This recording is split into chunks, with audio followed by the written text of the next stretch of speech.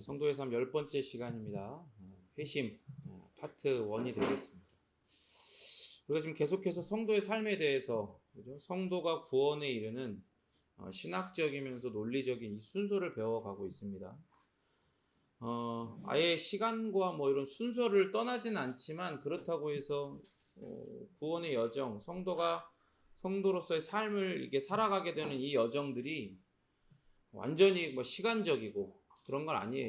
우리가 저번에 이제 중생을 보면서도 얘기했지만, 중생 가운데에 그렇게 성경적으로 바라보면서 중생을 더 포괄적으로 바라보았던 신앙의 선배들도 있었고, 또 칼빈도 이제 그래서 이제 그런 부분들을 이제 이야기했었죠. 그러나 그럼에도 불구하고 우리가 이렇게 신학적이며 논리적인 순서를 따라 이 성도의 삶을 배워가야 하는 그 이유가 있죠. 예를 들어 뭐 지금 강해 설교를 해도 제가 은퇴할 때까지 다 못할 텐데 66권을 다 하겠어요? 그죠? 못할 텐데 무슨 표정이 절대 못하죠. 확신하지? 그런데도 불구하고 왜 성도의 삶, 뭐 구원 받았고 받아가고 있고 받게 될 그 성도의 삶에 대해서 이렇게 자세하게 말씀을 드려야 하는가라고 생각할 수 있죠. 그건 이런 거예요. 성부와 성자와 성령 하나님의 이 구원의 이 기이한 열심에 대한 말씀을 이렇게 듣는 중에 성령 하나님께서 우리의 심령 가운데 중생의 은혜를 허락하시는 거예요. 물론 우리는 그 허락을 받았고 중생을 경험한 사람들이 여기 꽤 있죠.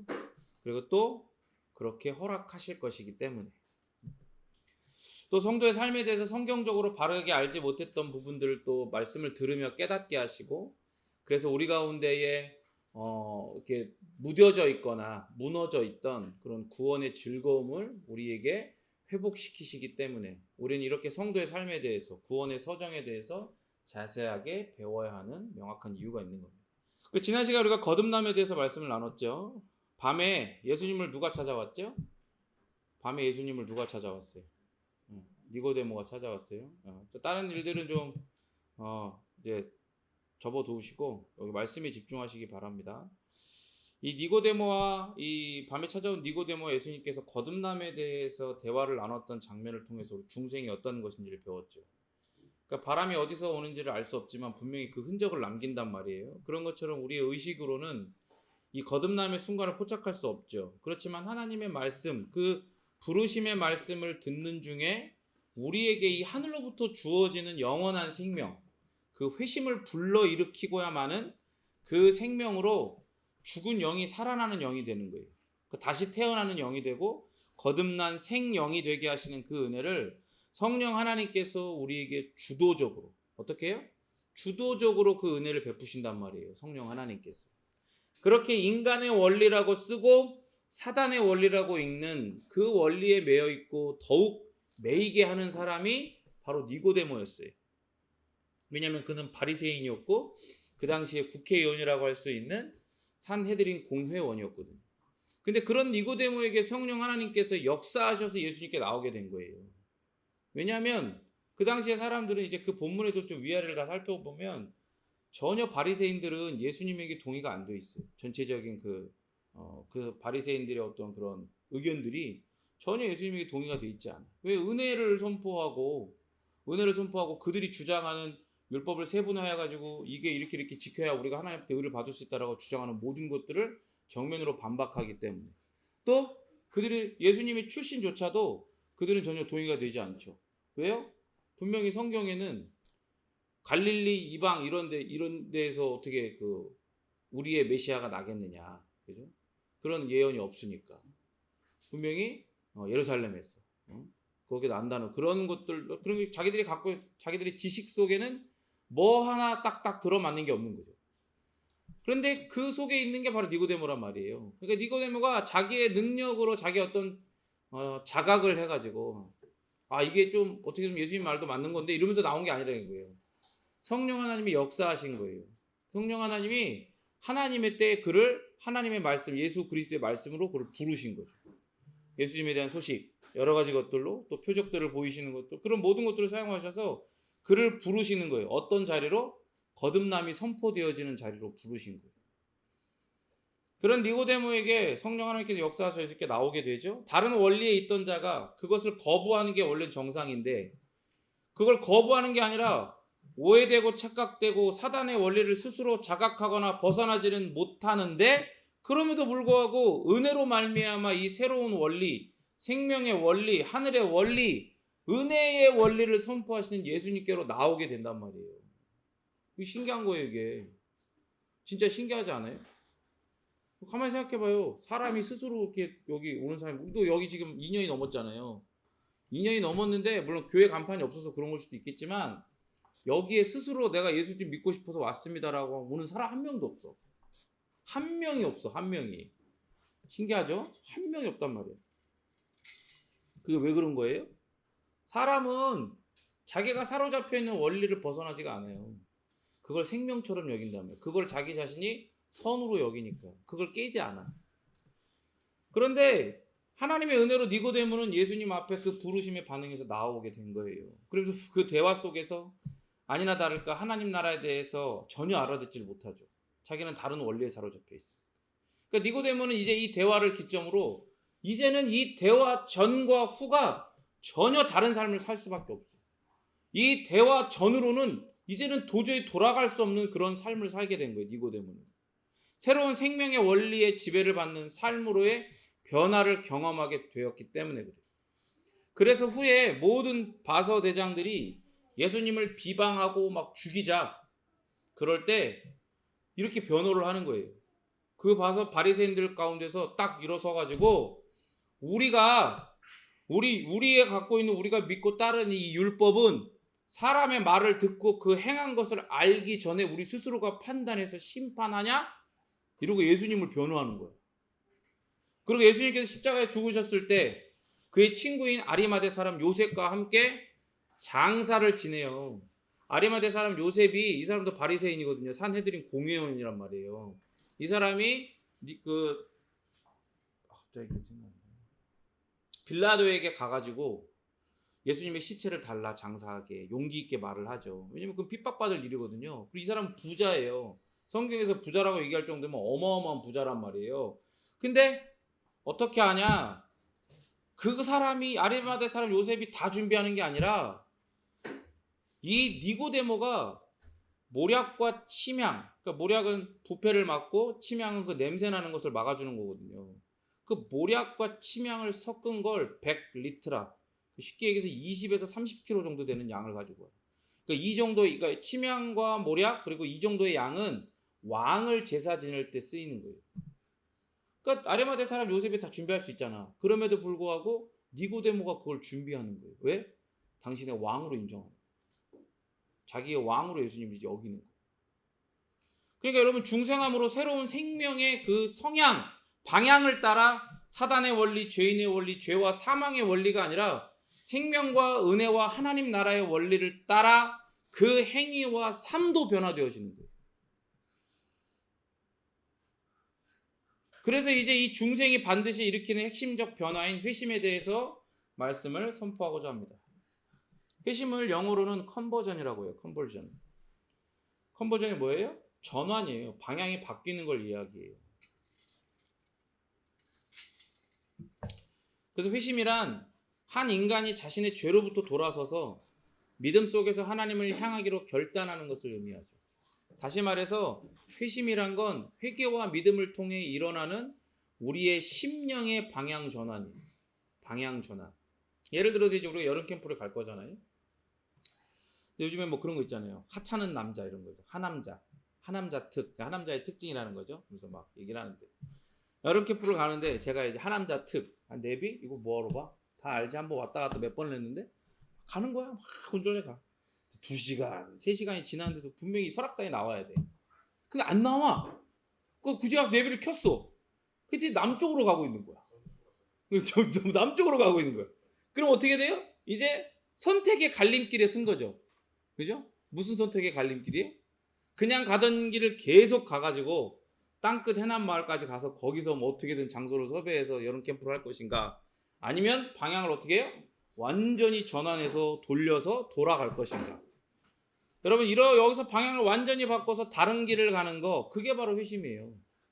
그게 하나님과 전혀 관계없이 소극적으로나 적극적으로 하나님을 자신의 삶 가운데서 지우고 으르렁거리며 대적하는 삶을 살던 불신자가 어느 날, someday. 근데 썸데이라 쓰고 뭐라고 읽어요? 카이로스라고 읽는 거예요. 하나님의 때, 하나님의 날에 때가 참에 복음을 듣고 자신이 잘못 살았다는 거, 잘못된 방향으로 가고 있다는 걸 깨닫는 거죠. 그리고 하나님께로 그 방향을 이제 완전히 돌리는 거예요. 전환하는 거. 이 전환을 경험하는 사람이 곧 회심한 사람이에요. 회심자. 여러분들은 이 회심을 경험했습니까? 여러분들은 회심자입니까? 죄를 혐오하시는 하나님과 적대적인 관계일 수밖에 없는 죄인이 하나님과의 관계가 우호적인 관계로 바뀌는 거예요. 친밀한 관계로 이제 들어서기 시작합니다. 이게 가능하기 위해서는 필수적으로 죄에서부터 돌아서야 돼요. 그리고 그 다음 하나님께로 돌아가야 돼요. 여러분 이걸 잘 들으세요. 필수적으로 뭐에서부터 돌아선다고요? 죄에서부터 돌아선다고. 방향이 바뀌어야 되는 거야. 그러니까 여기서는 저쪽 방향만 보고 거기로만 가는 거야. 죄의 방향으로만 가는 거예요. 그런데 죄의 방향으로 가던 그곳에서 우리를 부르시는 예수 그리스도를 통한 하나님의 음성을 듣고 방향을 그 음성이 들리는 곳으로 돌리는 거예요. 그러니까 보세요. 쉽게 얘기하면 이런 거예요. 사람이 불신자는 이런 거예요. 죄라는 거대한 기름통을 짊어지고 눈과 귀를 가려. 그러니까 보이지가 않죠. 그러니까 들리지가 않아. 하나님이 예수님을 통해서 여기야, 여기로 와라. 여기가 네가 구원받아. 너희가 여기가 바로 네가 죄의 사함을 받고 구원을 받고 영원한 생명을 얻는 자리라고 일로 부르시는데, 내 품으로 와라, 내 앞으로 와라라고 부르시는데 정반대 방향으로 눈과 귀를 가리고 죄라는 기름통 짊어지고 어떤 방향을 향해서만 일직선으로 뛰어가요? 지옥 불구덩이를 향해서 뛰어가고 있는 거야. 계속해서 소리 질러가면서 와, 안 들린다 이러면서 뛰어가는 거야. 그런데 그걸 어떻게 하면 뛰어가는 거야? 내가 짱이다. 내가 나한테는 하나님이다. 내가 선하게 여기는 게 진짜 선한 거다. 그렇게 여기면서 계속 가는 거야. 그리고 그걸 잘했다고 이야기해주고 칭찬해주고 격려해주고 해주는 게 뭐예요? 그게 바로 세상의 원리라고요. 죄와 사망의 원리예요. 그런데 그런 식으로 잘못된 방향으로 전력 질주하는 자를 향해서 하나님의 은혜로 말미암아 어떤 일이 일어나는 거예요? 뒤로 돌아! 뛰어가! 여러분 군대에 갔다 온 사람 알겠죠? 또 우리 남의 형제는 또 이제 그 장교 출신이니까 또 제식 훈련 같은 거 시키잖아요. 뒤로 돌아, 부대 차려. 뒤로 돌아. 그럼 딱 뒤로 딱 촥 돌잖아, 그죠? 앞에 쭉 보고 있다가 뒤로 촥 돈단 말이야. 뛰어가! 야! 하면서 막 뛰어가잖아, 그죠? 왼발 하면 뛰어간단 말이야. 그걸로 가라고 한 대로 뛰어가는 거야. 그렇게 되는 거, 이걸 가리켜 회개와 믿음이라고, 회심이라고 하는 거예요. 하나님의 은혜로 뒤로 돌아, 뛰어가. 그래서 그 음성이 들리게끔, 그 손짓하시는 예수님이 보이게끔 눈과 귀를 열어주시고, 그 눈과 귀를 열어 듣고 말하고 또 보고 생각할 수 있도록 새로운 생명으로 부어주셔가지고 그렇게 뒤로 돌아 뛰어가 여기에 반응하게 하셔서 우리를 부르시는 그리스도께로 뛰어가게 하는, 방향을 바꿔 뛰어가게 하는 것, 그게 회개와 믿음이라고. 그렇게 이런 전환인 회심은요, 회개와 믿음이 하나로 결합된 마치 동전의 양면과 같아요. 그런데 지금도 믿음이 먼저냐 회개가 먼저냐 이런 걸로 심각하게 싸우는 사람들이 있어. 아니 생각해봐라. 야, 믿음이 있어야, 예수님이 나를 위해서 십자가에서 피 흘려 죽으셨다는 믿음이 있어야 회개를 할 거 아니냐. 그러니까 믿음이 먼저다. 어떤 사람은 야, 성경을 봐라. 너희들이 회개하고 세례를 받으라, 이렇게 예수를 믿으라 이렇게 돼 있으니까 회개가 먼저 아니냐 막 싸워. 그런데 신학적 논리로 따져보면 믿음이 선행이 되어야 되는 것처럼 보이기도 해요. 그런데 중요한 건 이거예요. 우리 아까 애들이 아이스크림 더우니까 아이스크림 사 먹겠다고 돈을 달래. 그 동전 있지 않냐? 아빠가 동전 많이 있으니까 알고 있으니까 빨리 내놓으래. 그래서 아이들한테 1,500원씩 100원짜리 15개씩 줬어. 근데 제가 15개를 줄 때 동전은 앞면이 먼저니까 15개를 한 명씩 다 줄 때 앞면, 이수진 장군이 나와 있는 앞면으로만 15번씩 이렇게 다 줬을까요? 그렇게 45번, 하라인까지 46개. 이게 중요하다 얘들아. 뒤집어서 하면 안 되고 이따가 가서 가게에 낼 때도 뒷면으로 내면 안 되고 앞면을 맞춰갖고 사장님한테 드려야 된다. 이런 얘기를 할까요? 말이 안 되죠. 동전은 앞면이건 뒷면이건 그 자체로 뭘 가져요? 가치를 간단 말이에요.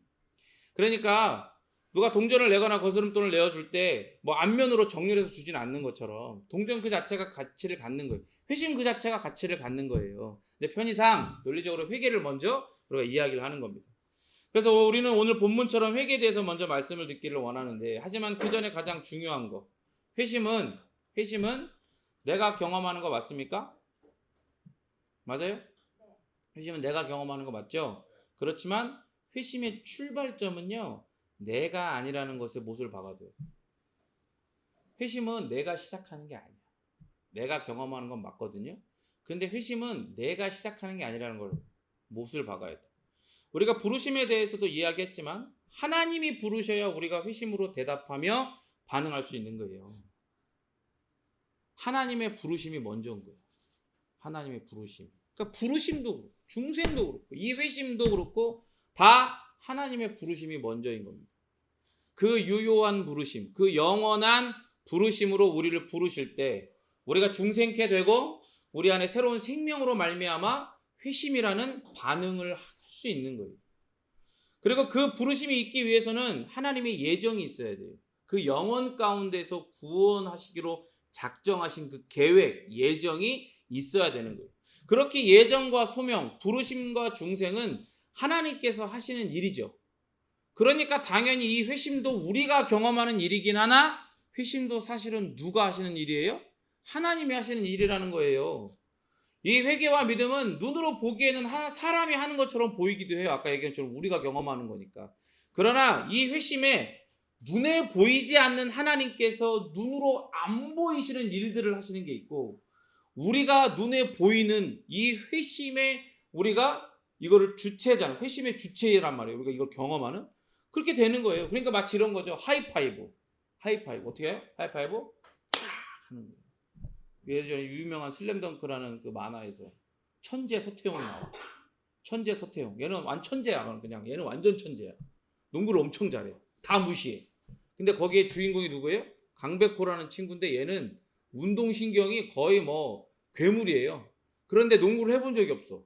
이제 들어와서 막 배워. 그러니까 엄청 서태웅이 무시했을 거 아니에요. 나중에 근데 조금씩 기본기가 돼가지고 정말 중요한 시합에서 정말 멋있게 탁 패스하고 골을 탁 성공시키니까 말을 안 했는데 눈빛만으로 둘이 딱 다가가고 어떻게 하는 거야? 하이파이브를 쫙 하는 거야. 하이파이브를. 이 장면이 이 슬램덩크에서 가장 멋있는 장면 중에 하나거든요. 슬램덩크라는 만화에서. 그러니까 여러분 이렇게 하는 거예요. 하나님이 눈에 보이시지 않는 그 일을 하시는 거예요. 그리고 우리가 그 반응으로 어떻게 하는 거예요? 회개와 믿음을 보이는 거예요. 어떻게 하는 거예요? 하나님과 우리가 하이파이브를 쫙 하는 거죠. 그러나 이 모든 것도 다 누구의 역사로? 하나님의 역사하심으로 예정하시고 또한 우리를 부르시고 또한 우리에게 새로운 생명을 주심으로 말미암아 이 회심이라는 하이파이브가 일어나게 되는 거예요. 그렇게 중생은 우리의 무의식에서 일어나는 변화예요. 그래서 우리가 인지할 수가 없어요. 그러나 회심은 우리의 의식, 이 지정의 가운데 일어나는 변화이기 때문에 우리의 반응을 그렇게 요구하시는 거예요. 손을 내밀어라 이거지. 내가 치려니까. 응? 손뼉이 마주쳐야 소리가 날 거 아니야. 하이파이브는. 손을 내밀어라. 그 생명이 있으니까 죽은 시체는 손을 내밀으라고 움직여 못 움직여. 그런데 생명이 주어졌기 때문에 손을 내밀으라는 거예요. 하나님께서. 내가 너에게 이 부름에 응답할 수 있는 생명을 주었으니 손을 내밀어라. 딱 살아있는 생명이니까 어떻게 해요? 회개와 믿음이라는 손을 탁 내미는 거예요. 어떻게? 하이파이브 쫙 되는 거죠. 그래서 회심의 요소인 회개도 이 지정의가 함께 동원되는 거예요. 그냥 회개하는 게 아니에요, 여러분. 지정의라는 반응을, 이 회심은 지정이라는 반응을 일으키죠. 그러니까 이 회개에도 지정의가 동원돼요. 먼저 지식적으로는 내가 지금까지 잘못 살았다는 걸 깊이 깨닫습니다. 그냥 단순하게 윤리적으로 뭔가 잘못했던 거, 예를 들어 뭐 인생이 막 그 죽을 위기 가운데 인생이 막 그 주마등처럼 필레처럼 쫙 지나간다 그러잖아요. 그럼 그때 막 내가 잘못했던 것도 쫙 지나가는 것처럼 그런 걸 얘기하는 게 아니에요. 그 정도의 수준이 아니라 물론 내가 잘못했던 것들도 다 깨달아지겠지만 이렇게 지식적으로 내가 지금까지 잘못 살았다는 것을 깊이 깨닫는다는 건 뭐냐? 나의 존재 자체가 하나님 앞에 죄인으로서 그 어떤 가능성도 능력도 자격도 없는 완전히 파산된 실존이고 완전히 사망이 확정된 영원한 사망이 확정된 비참한 죄인이구나. 그걸 깨닫는단 말이에요. 그래서 내 죄악이 얼마나 하나님 앞에 심각한지를 내 상태가 얼마나 하나님 앞에 비참한지를 그걸 깨닫게 하시는 거예요. 깨닫는 게 아니라 어떻게 된다고요? 깨닫게 하신다고. 여러분 믿으십니까? 깨닫게 하시는 거예요. 그러니까 깨닫게 하시니까 깨달아지는 거야. 왜요? 깨달을 수가 없어. 왜? 세상 원리, 육적 원리 가운데는 내가 살아가는 삶의 방식은 나한테 선이거든요. 그게 악이라고는 한 번도 생각을 안 한단 말이야.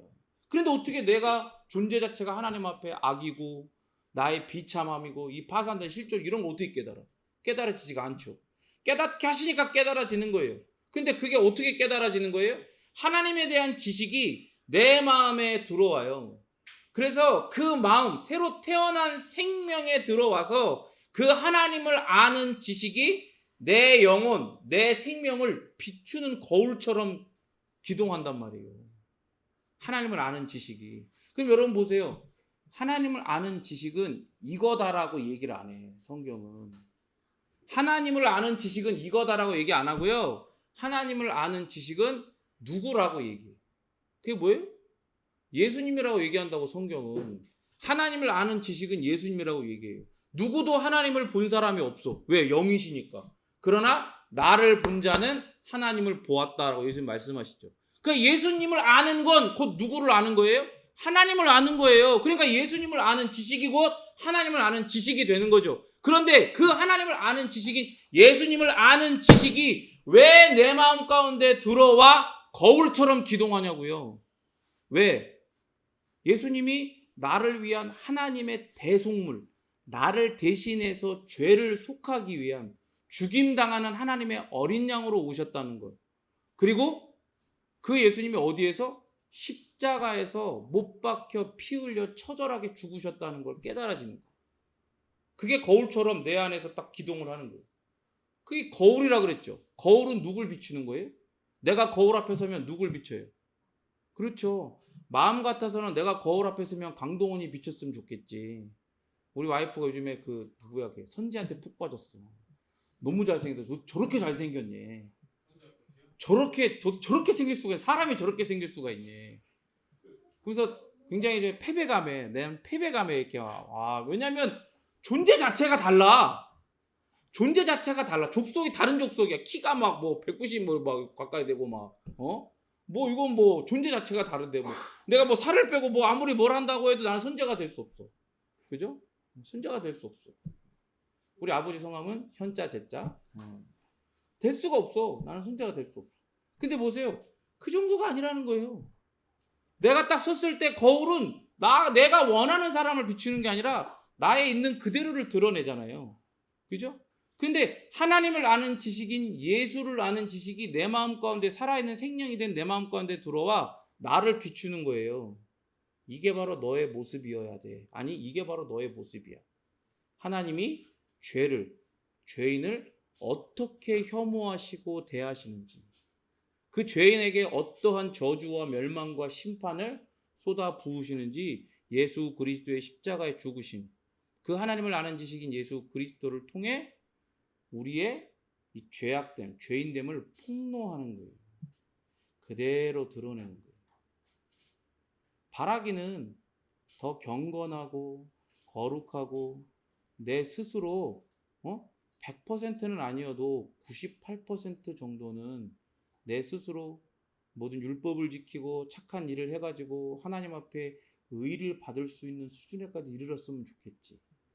그러나 실상은 어떻다고요? 있는 그대로를 보여준다. 그게 바로 예수 그리스도를 통한 우리를 비추시는 그 폭로란 말이에요. 그러니까 그 지식이 내 생명에 내 영혼에 비춰질 때 이 자각이 깨달아지는 거예요. 이 자각이 생기는 거예요. 하나님을 아는 지식이라는 예수 그리스도라는 거울 앞에서 그 거룩과 성결, 선함과 아름다움의 거울 앞에서 나의 불경건함과 더러움, 악함과 추악한 모습이 낱낱이 드러나고 폭로될 때, 그럴 때 어떤 생각이 들어요? 아, 결국 이 땅에서 살아온 내 모든 자원을 동원해서 스스로 선하다 여기며 착각하고 오해하며 살아온 내 삶 앞에는 영원한 지옥 형벌, 영원한 불구덩이만이 나를 기다리고 있고, 거기를 향해서 나는 최선을 다해서 달려왔고 지금도 달려가고 있다는 어마무시한 사실을 마주하게 되는 거예요. 이게 바로 제일 먼저 일어나는 지적인 회개의 요소예요. 그리고 그 지성을 따라 감정적인 요소가 일어나죠. 자기 영혼이 지옥에 떨어지게 되었다는 사실을 자각하고 보았어. 폭로당했어. 근데 거기서 아무런 감정 변화가 없어? 그럼 정상이 아니지. 그럼 정상이 아니야. 정상적인 사람이라면 그때부터 심판에 대한 공포로 두려움에 사로잡히게 돼요. 때로는 자기 죄에 대해서 가슴을 치고 애통하게 되고 통곡의 눈물을 흘리게 되죠. 어떤 사람은 막 자지러져. 울고 또 울고 또 울고. 어떤 사람은 어떻게 해요? 자기 뺨을 쳐. 뺨을 치면서 막 회개를 하는 거야. 하나님, 내가 이렇게 악합니다. 이렇게 죄인이다. 제가 농담반 진담반으로 그렇게 참된 회개를 경험하는 사람은 어떻게 된다고 했어요? 구르고 굴러서 눈 떠보니 저희 부산에 가 있다고 그랬잖아요. 그 정도로 그냥 다 내려놓고 회개하는 데 집중하게 되는 거예요. 나의 전 존재가. 어떤 사람은 그런데 조용히 눈물만 흘리는 사람도 있어요. 어떤 사람은 눈물을 흘리지 않을 수도 있죠. 그런데 중요한 건 이거예요. 모두가 그 마음에 통회의 눈물을 흘리고 있다는 거예요. 이건 동일한 거예요. 외적인 게요. 그 회개의 세기, 강도, 모습, 이게 다 다를지라도 처음 죄를 깨닫고 회개하게 되면 눈물이 나. 마치 이런 거예요. 아기가 울면서 세상에 나오잖아요. 응애 하면서. 그러니까 울지 않으면 어떻게? 때려서도 울게 하잖아. 얘가 건강한지 안 건강한지 봐야겠어. 그런 것처럼 우리도 눈물로써 회개하며 나오는 거예요. 이렇게 회개에는 지성을 따라 감정적인 요소가 반드시 나타나죠. 하지만 그렇다고 해서 반대로 감정을 자극해가지고 이게 캠프 이런 건 폭발시키는 거니까 감정을 폭발시켜가지고 이런 반응을 끌어낸다고 해서 그게 진정한 회개냐? 절대 아니죠. 왜요? 진정한 회개는 뭐가 내 안에서 비춰져야 된다고 그랬어요? 하나님을 아는 지식이 내 안에 거울처럼 비춰져야 돼. 일어나는 사람이 할 수 없는 하이파이브라고 그랬죠? 하나님이 하시는 영역입니다. 그건 내 영역이 아닌 거예요. 눈물은 내 영역이죠. 내 지적인 그리고 감정적인 요소가 반응을 하는 거예요. 근데 그 자극을 해갖고 감정적인 요소를 막 손을 내밀고 쳐주세요 흔든다고 해서 하나님이 그걸 쳐야 될 의무가 있어요? 책임이 있어요? 그게 아니란 말이에요. 그리고 나서 의지적인 요소가 나타나서 그동안 저지른 죄와 자신의 죄인됨을 모두 고백해요. 자백해. 그리고 이 죄와 이제 나는 싸우고 이 죄를 버리고 이 죄의 자리에서 뒤로 돌아 떠나겠습니다. 근데 이게 어떻게 해요? 점진적으로 경험하게 되죠. 중요한 건 뭐예요? 떠나는 거예요. 가장 먼저는 돌이키는 거예요. 아까 얘기했죠. 어디로 돌아? 어디로 돌아? 좌양자 우양우가 아니라 뒤로 돌아. 앞으로 어떻게 해요? 가. 이게 중요하다고. 앞으로 가려면 뒤로 돌아야 될 거 아니야. 뒤로 돌지 않고 앞으로 가봤자 아무 의미가 없어요. 우양우 좌양우 해봤자 아무 의미가 없다고. 뒤로 돌아야 돼. 그게 중요한 거예요. 방향이 전환되는 거. 죄와 사망의 원리, 이 세상의 원리, 육적 원리, 사단의 원리에서 돌아서는 거. 이게 중요한 거예요. 이렇게 회개에는 방향을 전환하는 의지적인 요소가 필연적으로 있어야 되는 거예요. 여러분 아브라함 아시죠? 아브라함이 어디서 살고 있었어요 원래? 어디서 살고 있었어요? 적어도 한국은 아니에요. 고조선 시대 이런 거 아니야. 갈대아 우르라는 땅에 살고 있었어요. 그 땅은 우상을 숭배하는 땅이야. 심지어 그 집안은 무슨 집안이냐? 우상을 만드는 집안이었어. 그러니까 뭘 보여주는 거예요 그게? 아브라함이 처음부터 믿음의 조상이라고 여겨질 만한 아무 이유나 근거가 없다는 거지. 자격이 없다는 거지. 능력이 없다는 거지. 심지어 그는 자격도 미달인 거야. 어떻게 보면. 어? 우상을 만들어가지고 우상을 섬기게 하는 사람이니까. 거룩하게 구별된 사람이 아니라 모든 죄인과 전혀 다를 바 없는 똑같은 죄인. 아니 그보다 더한 우상 숭배를 넘어서 우상을 만들고 숭배하게 하는 사람이라는 걸 보여주는 거예요. 근데 그런 아브라함을 하나님은 아브라함이 뭔가를 잘해서가 아니라 당신의 뜻을 따라 당신의 그 계획을 따라 주권적인 은혜로 그를 부르세요. 아브라함아 부르신다. 그리고 말씀하신 게 뭐예요? 너는 너의 본토 친척 네 아비 집 그 갈대아 우르를 떠나서 내가 너에게 지시하는 땅으로 가라. 아까 어떻게 했어요? 뒤로 돌아 앞으로 가. 그때 아브라함 나이가 몇 살이었냐면 75세였단 말이에요. 75세. 75세. 족장 시대에는요. 이때가 족장 시대거든요. 이때는 자기가 살던 곳을 떠난다는 건 언제 죽어도 이상하지 않을 결정이에요. 그러니까 하나님 뭐라고 그래요? 그냥 구체적으로 얘기하죠. 너는 너의 본토, 네 고향, 친척도 떠나고 그 족장 그 시족 사회를 떠나고 네 아비 집도 떠나서 내가 너한테 지시하는 땅으로 가라는. 그 나이가 몇 살이라고요? 75살이래. 아는 사람이 하나도 없어 그곳에. 근데 아브라함은 고향과 친척 그리고 아버지 집을 떠나서 하나님께서 말씀하신 가나안 땅으로 갔어요. 여러분 성경이 이걸 통해 뭘 보여주는 줄 아세요? 이게 아브라함이 뭔가 믿음의 조상이 될 만한 자격과 능력이 있다는 걸 보여주는 게 아니라 이게 바로 하나님의 은혜로 회개를 경험하게 되는 걸 보여주는 거예요. 여러분 생각해 보세요. 아브라함이 딱 하나님 나타나서 그렇게 가라고 했을 때 간 이유가 뭐겠어요? 간 이유가 뭐겠어요? 초자연적인 분이 나타나서 가라고 하니까 간 거겠어? 그런 거 아니에요.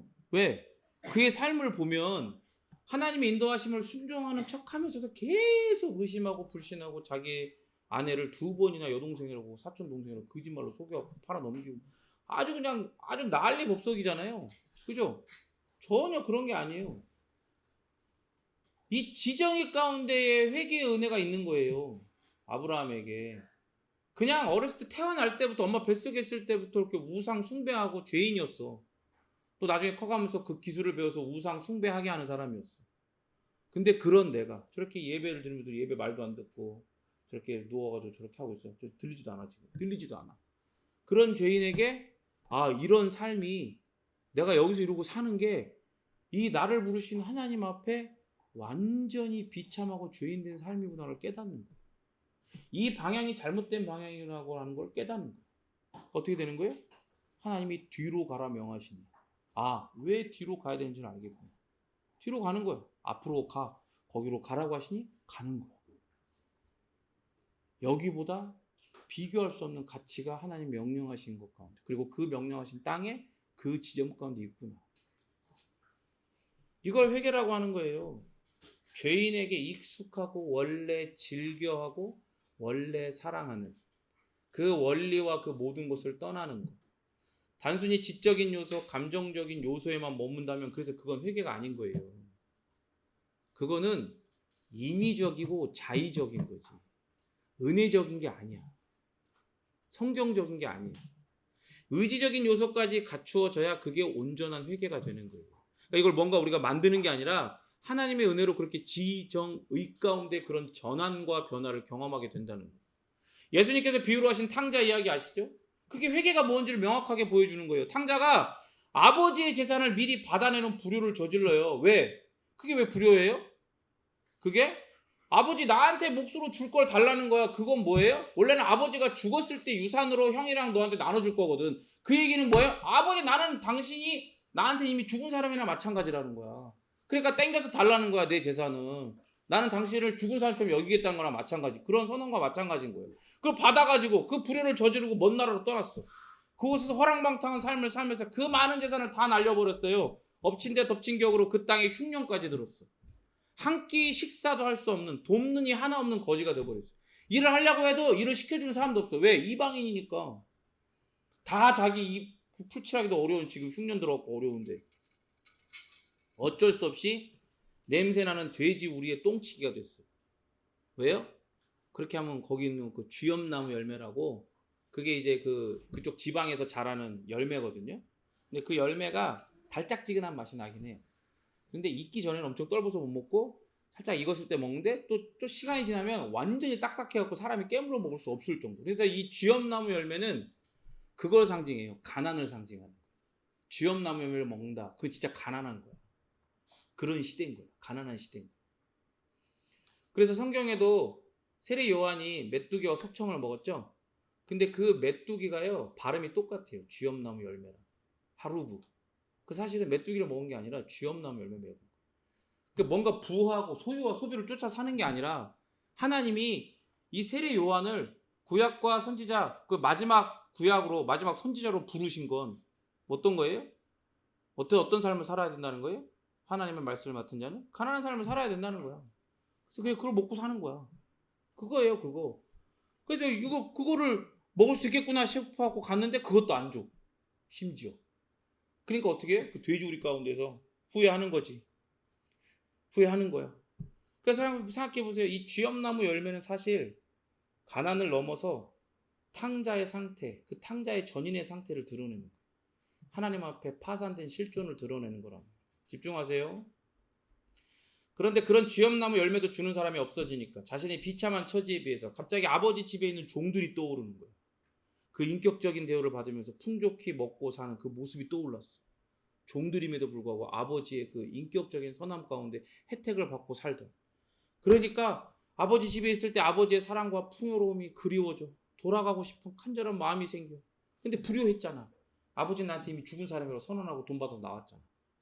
그러니까 아버지 세상은 자기 이 모든 걸 생각하니까 도저히 돌아갈 용기가 나지 않죠. 그러니까 그럼에도 불구하고 용기를 내. 그런데 염치가 있으니까 어떻게 해요? 아버지한테 돌아가서 용서를 구하며 종으로 삼아주세요.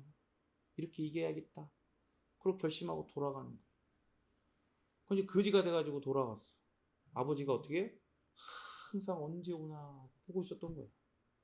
언제 오나. 저기 멀리서 오니까 어떻게 해?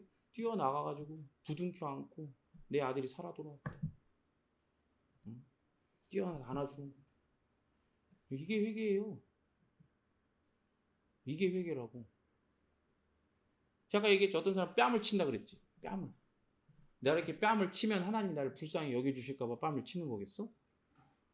그냥 염치가 있는 거야. 이런 새끼는 맞아도 되는 거야. 나 같은 이런 무가치하고 파산된 실존 위에서 예수님이 십자가에 죽으셨다. 이게 말이 되냐고. 어? 여러분 탕자가 돼지 우리에서 울고만 앉아 있었으면 깨닫고 슬퍼 후회만 해. 그러면 그거 회개가 아니잖아요. 후회지. 아버지에게 의지적으로 돌아왔기 때문에 회개인 거예요. 지정의가 있으니까. 여러분 이렇게 회개는요 하나님 나라에 들어가는 첫 번째 관문이 됩니다. 첫 번째 관문. 오늘 본문을 보면 먼저 그 전 단락의 내용을 알아야 돼요. 부활하신 예수님께서 또 다른 보혜사, 돕는 임재이신 성령 하나님을 보내시겠다 약속하시면서 승천하시죠. 그래서 그 약속을 붙들고 마가의 다락방에 모여가지고 그러니까 숨은 거야. 120명이 여러분 생각해보세요. 120명이 모일 정도면 좀 큰데 넓은데 좀 굵은데 가갖고 이렇게 해야 되잖아요. 어? 다락방이 왜 있겠어? 다락방이. 여기 이쪽 지방은 다 집을 어떻게 지어요? 네모 빠듯하게 짓는단 말이에요. 흙으로.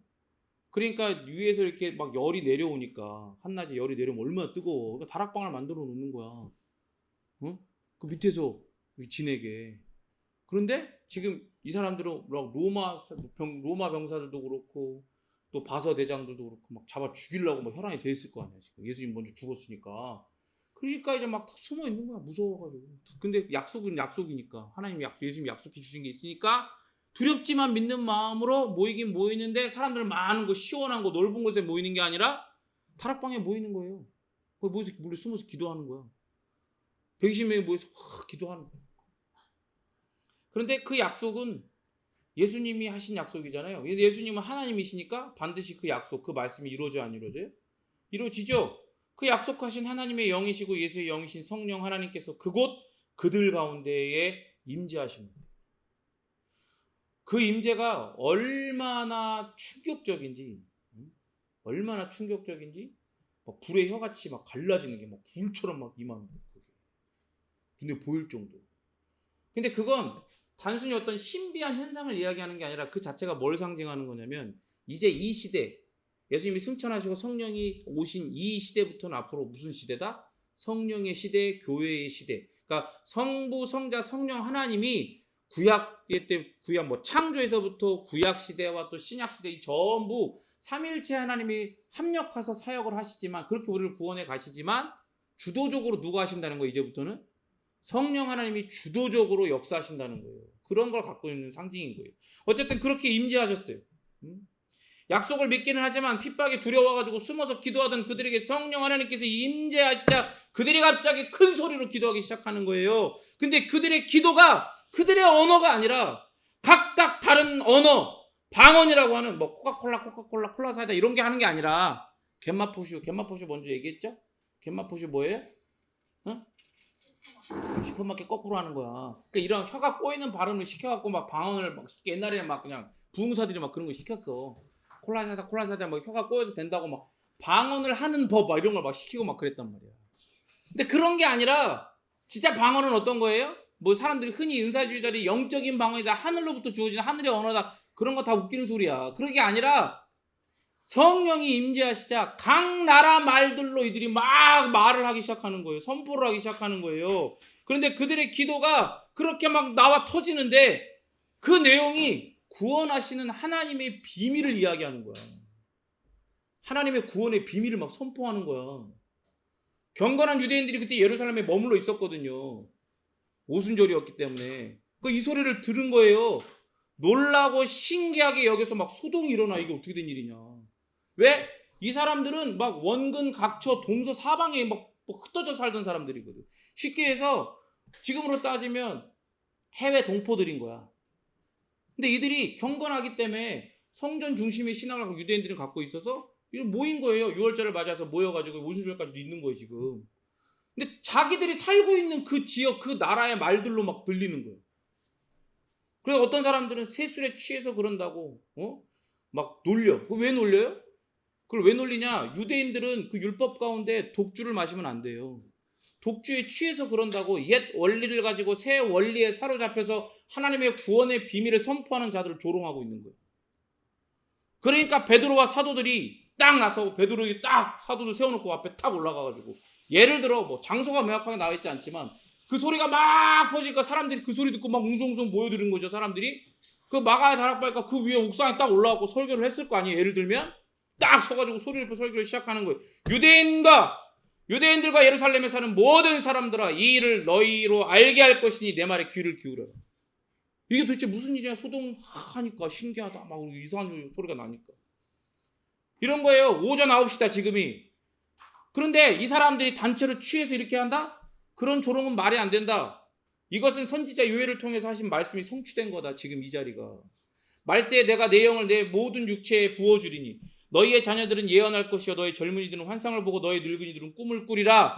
무서운 말세에 대한 예언의 말씀을 하면서 누구든지 주 이름을 부르는 자는 구원을 받으리라 하신 그 말씀이 지금 우리에게 여기에 이들에게 성취가 되었다라고 하나님의 약속의 말씀이 성취되었음을 선포를 하는 거예요. 그러면서 계속 선포하는 거예요. 나사렛 예수라는 말이 뭐예요? 이 나사렛 예수라는 말 자체가 갖고 있는 의미가 너희들이 업신여겼다는 거야. 예수를 통해 너희들이 업신여겼던 그 예수, 시골 촌뜨기 예수, 절대 구원자가 난리가 없는 갈릴리 그 시골 지방, 특별히 그 가난한 동네 나사렛의 난자가 어떻게 메시아냐. 그렇게 업신여겼던 그 예수를 통해 하나님께서 큰 권능과 기사와 니들이 그렇게 좋아 죽고 막 목매는 표적, 그 표적을 너희 가운데 베푸셨다. 그래서 그것을 통해 그가 바로 메시아이고 그리스도이고 구원자이심을 하나님이 직접 증언하시지 않았냐. 그가 십자가에 죽으신 것은 우발적인 사고도 아니고 너희 뜻대로도 아니라 하나님이 미리 정하신 것과 미리 아심을 따라 하나님이 십자가에 죽으라고 내어주신 거다. 그렇게 너희는 착각해서 율법 없는 이방인인 로마인들의 손을 빌려서 못 박아 죽였지만 하나님께서는 그를 사망에서 풀어 살리셨으니 그는 사망에 매여 있을 수 없는 누구이시다? 메시아이시다. 그래서 다윗은 시간적으로는 조상임에도 불구하고 그 예수님, 오실 예수님을 가리켜 내 앞에 계시는 나의 주인이라고 고백한 거 아니겠느냐. 그는 하나님이 선지자라고 하셨다.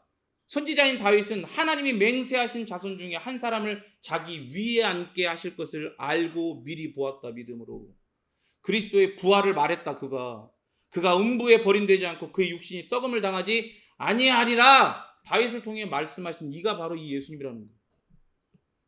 그리고 이 예수를, 그 말씀을 따라 하나님은 살리셨다. 우리가 이 일에 뭐다? 증인이다.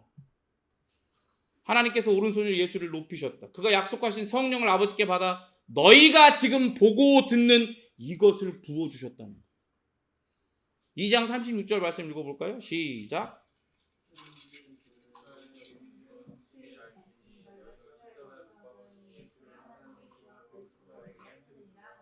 아멘.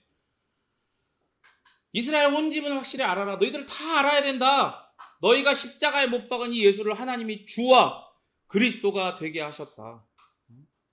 구원자, 우리의 주인, 왕, 선지자, 대제사장이 되게 하신 거다. 이 설교를 들으니까 사람들이 마음이 찔려요. 30절 읽으세요. 시작.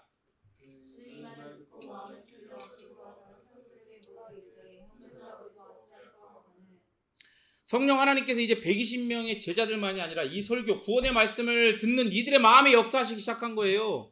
그들을 부르시고 그 부르심의 능력 안에서 중생을 허락하시며 이 생명으로 말미암아 말씀의 거울 앞에 비친 자신들의 죄인됨을 깨닫고 찔리게 되고 이제 뭐 어떻게 하는 거예요? 우리가 어떻게 해야 되냐라고 묻는 거예요. 이게 뭘 보여주는 거예요?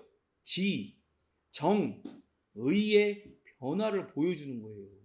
누구의 역사하심으로? 성령 하나님의 임재와 역사하심으로. 그러자 2장 38절에 베드로가 이렇게 선언합니다. 시작.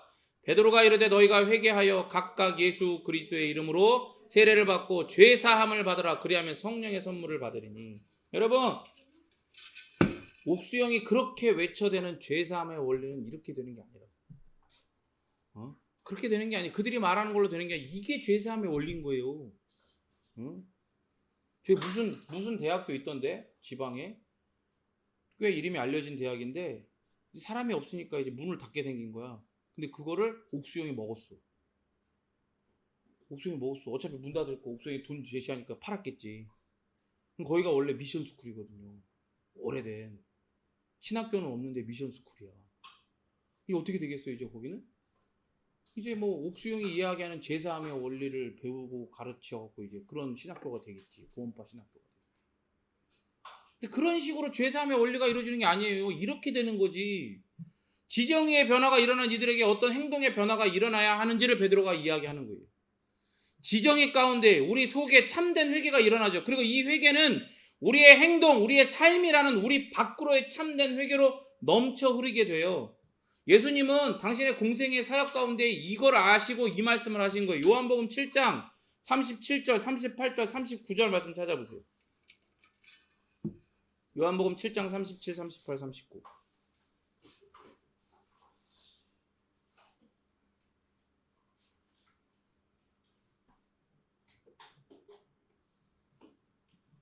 시작. 명절 끝날 곧 큰 날에 예수께서 서서 외쳐 이르시되 누구든지 목마르거든 내게로 와서 마시라. 나를 믿는 자는 성경의 이름과 같이 그 배에서 생수의 강이 흘러나오리라 하시니 이는 그를 믿는 자들이 받을 성령을 가리켜 말씀하신 것이라. 예수께서 아직 영광을 받지 아니하셨으므로 성령이 아직 그들에게 계시지 아니하시더라. 아멘. 제가 예전에 이상한 교회에 있을 때 은사주의 막 추구하고 막 그럴 때 찬양팀 열심히 했잖아요. 그때 막 드럼도 치고 나중에 찬양 인도도 하고 막 그랬단 말이에요. 싱어도 하고 하는데 그때 이 찬양 많이 했어요. 이 성경 말씀으로 만들어진 찬양이 있어요. 응? 목마른 자들아 누구나 내게로 와 내게 나오라 나에게로. 그래서 생수의 강이 내게서 막 흘러 넘친다. 이런 가사가 있었단 말이에요. 신나게 막 그 찬양을 하는 거야. 막 들어 막 쿵땅쿵땅 치면서 앞에 딱 전주할 때도 막 찬양 인도자가 기타를 목마른 자들은 누구나 밑에 패들 까는 거지. 오막 하면 와 이제 막 달릴 준비를 하는 거지 막 아이들이 막 청년들 다 찬양 인도자가 일어서서 찬양합시다. 다 일어나. 나에게로 오 이렇게 하는 거지. 이렇게 막 하는 거지. 청년들이 막 말씀을 준비하는데 얼마나 그때가 떠오르면서 안타까운지. 이거를 제대로 가르쳐 줬다면, 에? 생수의 강이 우리에서 흘러 넘쳐나는 게 우리의 어떤 감정적인 변화나 뭔가 이렇게 마음이 충만하고 이렇게 막 기분이 좋아지고 평안하고 막 그런 게 아니라, 어떤 카타르시스를 느끼는 게 아니라 우리에게 참된 회개의 영으로 부어져서 그 회개의 영으로 임하신 성령 하나님께서 우리를 집어 삼키시는, 그리고 그것이 우리 밖으로 흘러나가게 되는, 마치 120명에게 성령 하나님이 부어지셔서 그들 밖으로 그들이 말하는 하나님의 구원의 비밀을 듣고 소동에서 모인 수천 명의 사람들에게로 그 성령 하나님이 부어지시는 것처럼, 그거를, 그 메시지를 들었다면 얼마나 감사가 넘쳤겠어요. 여러분 생각해 보세요. 말씀 가운데 역사하시는 진리의 영이신 성령 하나님께서 회개의 영으로 그들에게 부어지시니까 그들 속에, 그들의 지정의 가운데 차고 넘쳐요. 그들 밖으로 참된 변화, 방향의 전환, 원리의 전환이 일어나고 삶의 전환과 변화가 일어나는 거예요. 근데 그것뿐만이 아니라 그 소동을 듣고 모여있는 자들에게도 그런 변화가 시작되는 거예요. 누구 때문에? 성령 하나님 때문에. 그리고 회개하여 예수 그리스도의 이름으로 세례를 받고 죄사함을 받는 거예요. 죄사함을 받는 거라고. 그렇게 내가 그렇게 알았다고 받는 게 아니고, 내 마음에 눈물이 난다고 해서 받는 게 아니고, 내가 그렇게 하겠습니다 하고 받는 게 아니라 성령 하나님이 회개영으로 부어지셔서 내 안에 차고 넘쳐야, 그렇게 지정의 가운데 하나님의 그 지식, 하나님을 아는 지식인 예수 그리스도의 복음이 거울처럼 내게 역사해서, 그렇게 말씀의 영이시고 진리의 영이시고 회개의 영이신 성령 하나님이 내게 찾아오셔야 그 임재 가운데 이런 일들이 일어나는 거예요. 여러분 보세요. 그 이름으로 세례를 받고 죄사함을 받으라고 얘기했죠, 베드로가. 그래서 생각해보세요. 세례는요, 어떤 행위 자체를 이야기하는 게 아니에요. 이 세례는 예수 그리스도를 믿는 믿음이 전제된 죄를 씻는 세례예요. 그래서 이미 세례 요한이 주의 길을 예비하는 자로, 마지막 선지자로 부름 받아가지고 와가지고 요단강에서 이 회개의 메시지, 하나님 나라 복음을 선포하면서 죄인들한테 막 다 이 복음을 선포하면서 나와서 죄를 씻는 이 세례를 행했단 말이에요. 그러면서 뭐라 그랬어요? 내 뒤에 오시는 이 예수님은 내가 그의 신을 담당하는, 신 벗기고 하는 이런 걸 담당하기도 할 수 없는 더 거대한 분이시다. 그가 참 그리스도시다. 그리고 나는 물로 세례를 베푸거니와 그는 뭘로? 불로, 성령으로 세례를 베푸실 거라고. 자기가 이 말을 하나님께 받아서 할 때도 이 메시지가 어떤 뜻인지 몰라, 정확히. 그것도 하나님의 명령이니까 말씀 듣고 딱 선포를 하는 거예요. 명확히는 깨닫지 못하고. 우리 이제 명확히 알잖아요, 이제. 그러니까 죄를 씻으사 사함받게 하시는 성령 하나님의 그 눈에 보이지 않는 은혜의 사역을, 이 죄사함을 받게 하는 이 은혜의 사역을 우리의 눈으로 보고 경험하게 하시는 은혜의 방편이 바로 세례인 거예요. 눈에 안 보이잖아, 죄가. 죄가 씻어지는 게 어떻게 눈에 보여? 성령님은 영이신데 영이 하시는 일이 어떻게 우리 눈에 보여? 근데 그런 걸 눈에 보이게 세례를 주신 거야. 그죠? 그러니까 여러분, 은사주의자들처럼 하나님 불의 혀같이 갈라지는 성령의 불을 우리에게 그렇게 기도할 필요가 없어. 왜?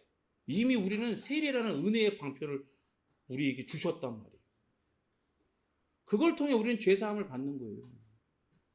그러니까 여러분, 여기에 주목해야 되는 것은 회개해서 예수 그리스도의 이름으로 세례를 받고 죄사함을 어떻게 받는다고 써 있어요. 말씀 보세요.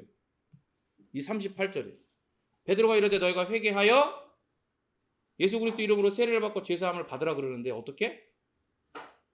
거기 회개하여 뭐라고 돼 있어? 각각.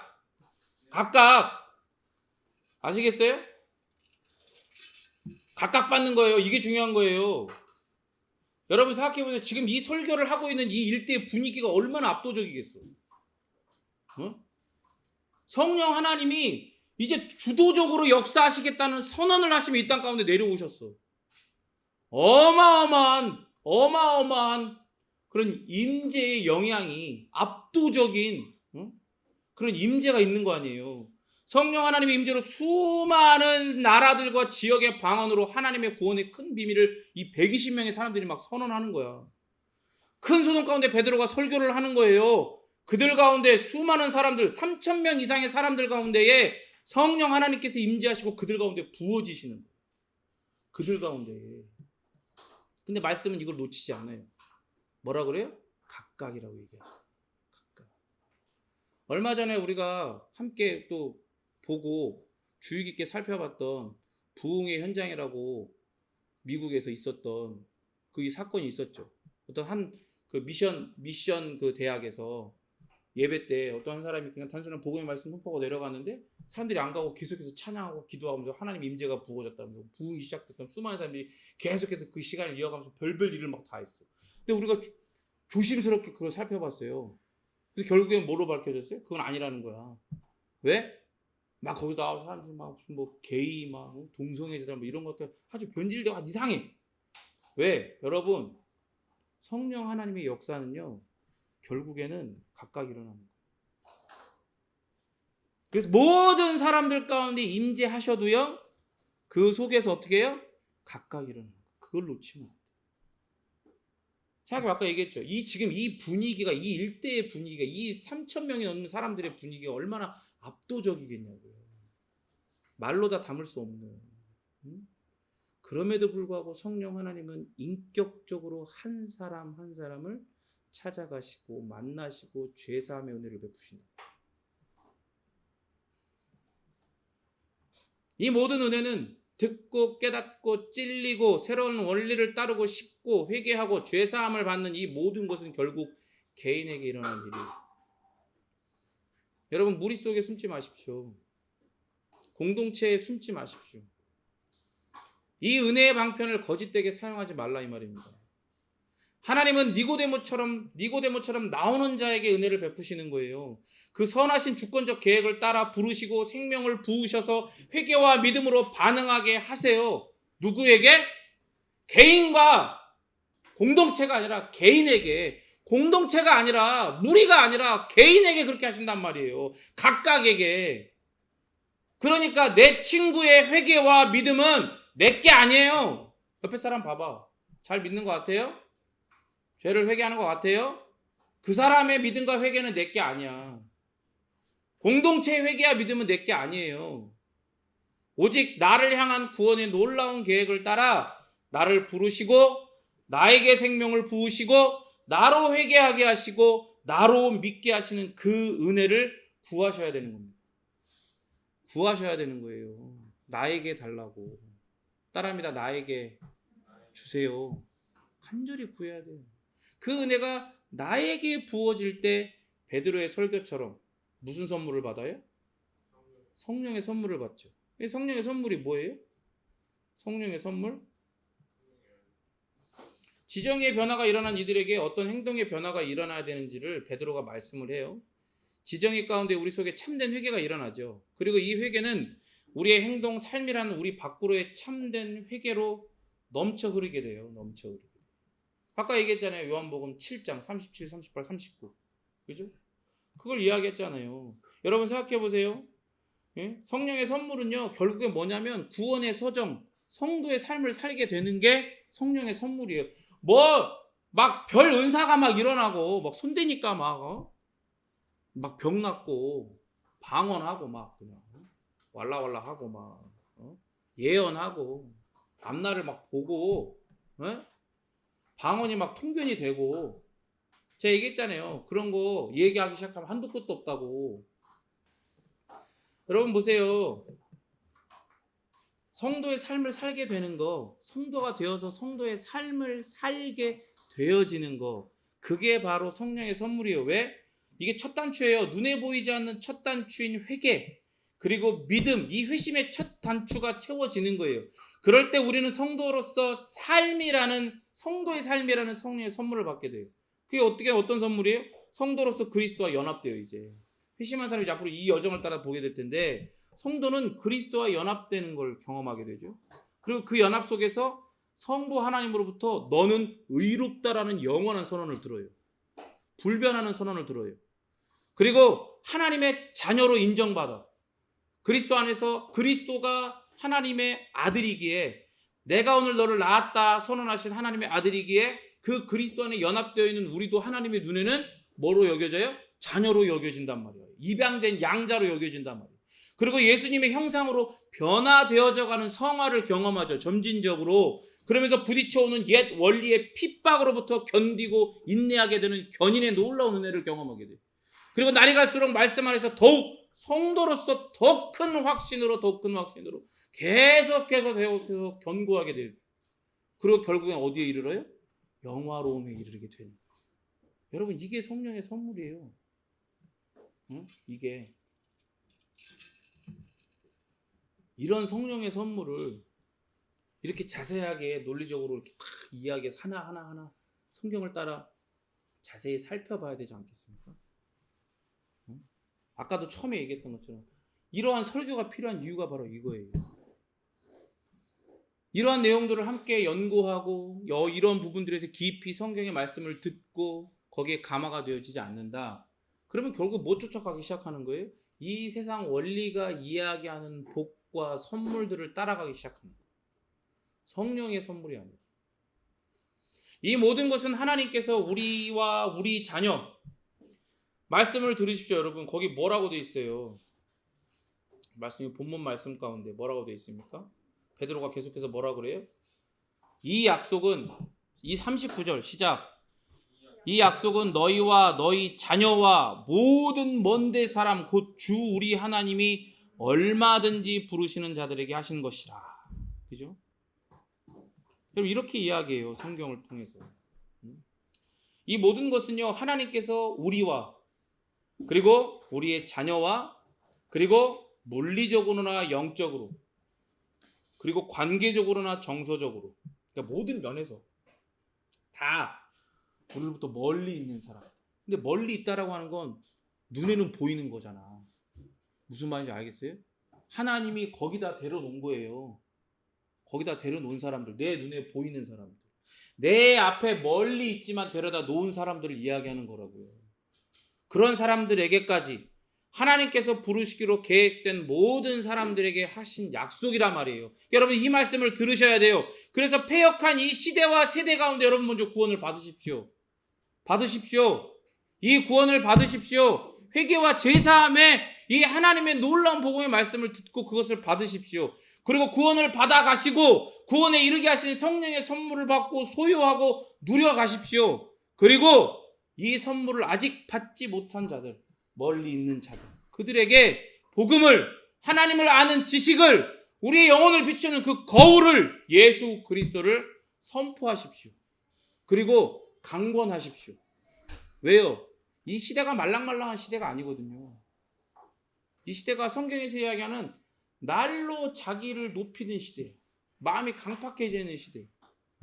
여러분, 인류학자가 이야기를 하더라고요. 우리나라는 망해가는 게 아니라 이미 망했대. 출산율 0.78은요 한 세대 안에, 예를 들어 우리 인구가 100명이라 그러면 100명이 반으로 줄어드는 정도가 아니라 100명이 25명 미만으로 한 세대 안에 줄어드는 거래. 그러니까 우리나라는 이미 망해가는 게 아니라 망했대. 하나님의 은혜가 없으면 이제 우리나라는 그냥 망한 거예요. 그걸 전문적으로 연구하는 사람이 딱 보니까 그런 거야. 여러분, 왜 출산율이 낮아져요? 이유는 많아요. 합리적이고 이해가 될 만한 이유는 많아. 나라가 이미 망했어. 정치고 경제고 뭐고 다 망해가고 있어. 그러니까 사람들이 애를 안 낳는 거야. 이해는 되죠. 근데 진짜 왜 안 낳는 걸까요? 그러면 예를 들어 예전에 6.25 전쟁 나고 나라가 완전히 쑥대밭이 됐을 때 수많은 사람들이 죽었고, 그냥 모든 산업이고 뭐고 그냥 모든 영역에 있는 것들이 다 쑥대밭이 되어버렸을 때, 그때는 왜 사람들이 애를 낳았을까? 그때는 사람들이 애를 낳아요? 마음이 가난해져. 그리고 하나님의 때에 이르러 하나님이 각각 그들에게 성령을 보내시고 복음을 보내셔서 그들로 회개하고 죄사함을 받게 하신 은혜를 베푸신 거예요. 이 시대는 말랑말랑하지가 않아. 왜? 다 자기를 높여. 자기를 높인다는 건 내가 나에게는 하나님이라는 얘기예요. 결혼을 하지 않고 애를 낳지 않는 게 그게 나에게는 선인 거예요. 그걸 누구도 타치할 수가 없는 거예요. 그러니까 어떻게 해야 돼요? 와봐요. 들어봐요. 안 돼. 그런 걸로. 여러분 그런 걸로 안 된다니까. 누구를 위해서 그 사람이 복음 듣고 회개하고 이 죄사함의 은혜를 얻기 위해서 기도하고 언제 한번 기회를 봐서 어떻게 해야 되는데 그런 걸로 안 된다고. 성경 그래서 뭐라 그래요? 때를 얻든지 못 얻든지. 지금 이 시대는요. 때를 얻을 수 있는 시대가 아니에요. 지금 이 시대는 오히려 강권해야 되는 시대. 제가 여러분들에게 강권하는 것처럼 여러분들도 가까이 있는 자들에게나 먼 자들에게 강권하십시오. 그러면서 마지막 41절에 이 말씀을 합니다. 시작.